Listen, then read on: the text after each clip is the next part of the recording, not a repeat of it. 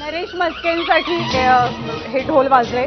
मुख्यमंत्र्यांसाठी एक प्रकारे इज्जत का सवाल वाले जे मतदारसंघ होते ते दोन्ही त्यांनी सेव्ह केले। निश्चितपणे काय ठाणे आणि कल्याण दोन्ही जागेंवर त्यांची प्रतिष्ठा पणाला लागलेली होती आणि ठाण्याचा मतदारसंघ त्यांनी भाजपाकडून आग्रहाने मागून घेतलेला होता, त्यामुळे निवडून आणण्याची जबाबदारी त्यांच्यावर होती आणि त्यात ते यशस्वी झालेले दिसतायत। ओके अश्विन, यात मला एक म्हणायचं की जरी म्हस्के आणि श्रीकांत शिंदे आता निवडून आले असले तरी खरं आता चॅलेंज सुरू होणार आहे एकनाथ शिंदेसाठी, कारण की आगामी निवडणुकीत त्यांना ज्या पद्धतीचे नवीन नवीन घटक पक्ष त्यांच्या महायुतीत आलेले आहेत त्यांना सगळ्यांना कसं सामावून घ्यायचं, कारण की आताच पदवीधर मतदारसंघासाठी मनसेने त्यांना जागा मागितलेली आहे। आणि मोठी अपडेट तिथे मला दिसतेय राजस्थानमधनं सुद्धा।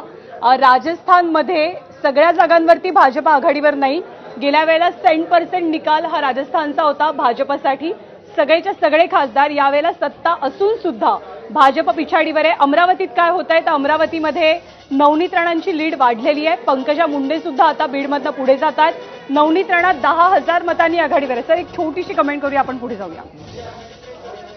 ओव्हरऑल आकड्यांबद्दल सांगा, बीडबद्दल सांगा, तुम्हाला आवडेल तो मतदारसंघ? नाही, बीडमध्ये शेवटपर्यंत चुरस राहणार आहे असं एकंदरीत दिसतंय आणि हाच ट्रेंड अमरावती मतदारसंघात देखील तोच ट्रेंड राहील असं दिसतंय।